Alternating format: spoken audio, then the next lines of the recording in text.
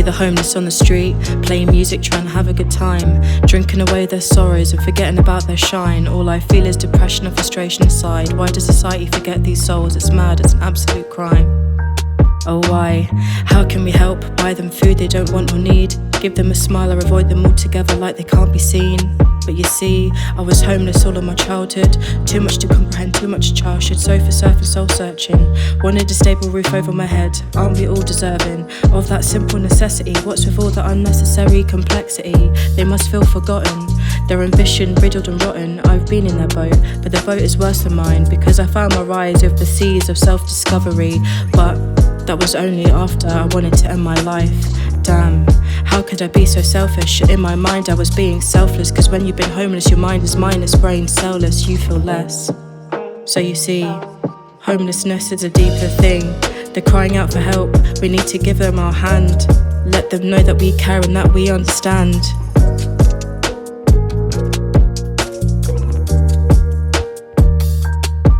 I remember being 5 years old like it was yesterday. Between now and then, how many hours have I spent thinking about the future? I can't estimate. Back then I couldn't guess my fate. I've grown up to exude and permeate nothing but joy, peace and love from seeing those I love act like they love to hate. And it's funny, seeing so many people exit my existence. So I grew desperate in persistence to remain present in my own life. So much ambiguity and blurred lines in my day to day. All I knew is that God is real, but still in a crazy way. I knew much more than I do today. The divinity of being childlike.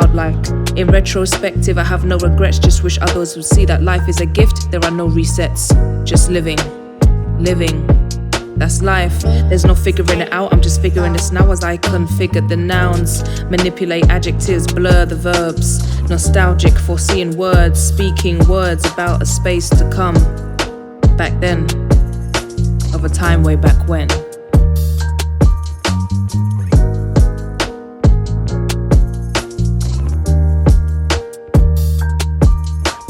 My home base existed in multiple places like the store itself.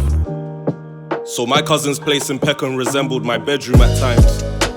We chilled to Kanye West because according to my cousin, only he could talk the hardest.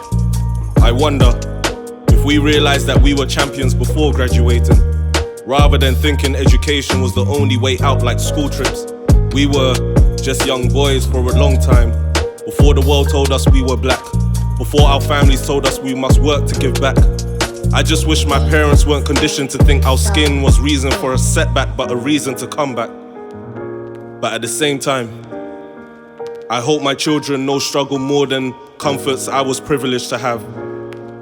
So later in life, they're better accustomed to it than I've ever been, because I was raised by a rich village and crushed by a broken city.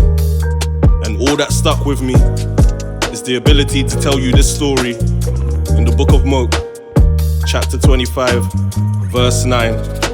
This is my testament, my testimony, my truth, and my word.